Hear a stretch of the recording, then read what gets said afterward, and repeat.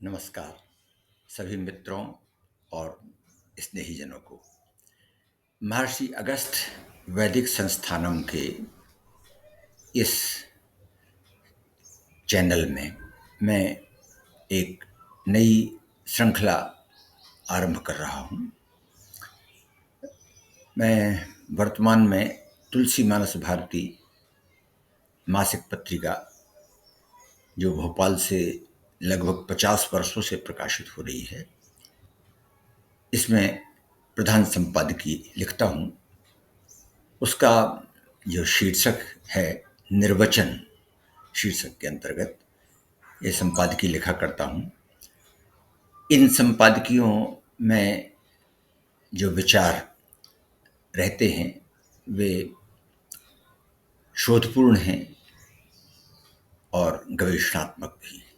मैं चाहता हूँ, चूँकि जिस तैयारी और जिस विचार श्रृंखला में इन्हें मैं लिखता हूँ, वे इस वर्तमान युग के सशक्त माध्यम से भी प्रकाश में आए, इसलिए मैं यह आरंभ कर रहा हूँ।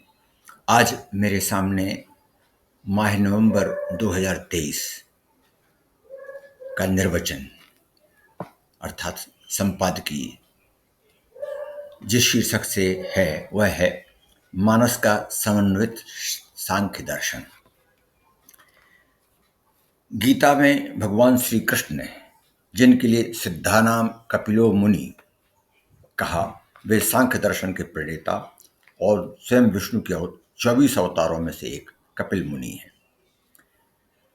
यद्यपि उनके मूल और सांख्य सूत्र तो अनुपलब्ध हैं, किंतु 300 वर्ष ईसा पूर्व के उनकी परंपरा के आचार्य ईश्वर कृष्ण शास्त्री की सांख्य कारिकाएं सुलभ हैं, जिससे सांख्य दर्शन सिद्धांत की सम्यक जानकारी प्राप्त की जाती है। गोस्वामी तुलसीदास ने रामचरितमानस के बालकांड में भगवान राम के अवतार के हेतुओं में मनु और शत्रुपा के तप के संदर्भ में विवरण जो दिया, उसमें कहा, प्रियव्रत की पुत्री देवहूति और उनके पुत्र कपिल का संदर्भ है। आदिदेव प्रभु दीन दयाला, जठर धरेउ जहीं कपिल कृपाला, सांख्य शास्त्र जिन प्रकट पखाना, तत्व विचार निपुण भगवाना। 141:4। श्रीमद् भागवत के तृतीय स्कंद के अध्याय 24 से 33 में विस्तार से भगवान कपिल के अवतार और माता देवहूति को उनके प्रदत्त तत्वज्ञान का वर्णन है। इसके परिणाम स्वरूप देवहूति को मोक्ष की प्राप्ति होती है।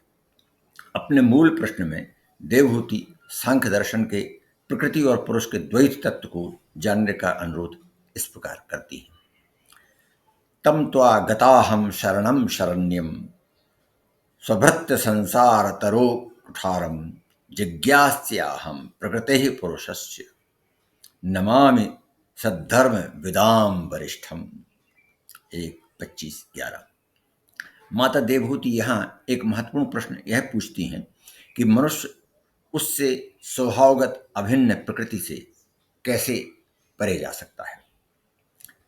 तो भगवान इसका उत्तर देते हैं कि जिस प्रकार अरणि अग्नि उत्पन्न कर स्वयं उससे भस्म हो जाती है, उसी प्रकार प्रकृति भी साधना पूर्वक आत्मा के प्रकाश में तिरोहित हो जाती है। रामचरितमानस के बालकांड में जैसे यही तत्वबोध भगवान शिव दोहा क्रमांक 107 से दोहा क्रमांक 120 में पार्वती जी को प्रदान करते हुए कहते हैं कि प्रकृति प्रधान यह संसार असत होते हुए भी उसे उसी प्रकार दुख देता रहता है, जिस प्रकार स्वप्न में कोई अपने सिर के काट लिए जाने पर तब तक दुखी बना रहता है जब तक कि वह जाग नहीं जाता है। सांख्य दर्शन की एक महत्वपूर्ण अवधारणा सत्कारीवाद है। इसका आशय यह है कि इस मत के अनुसार कोई भी सृष्टि अथवा सृजन सत से ही संभव है, असत से नहीं।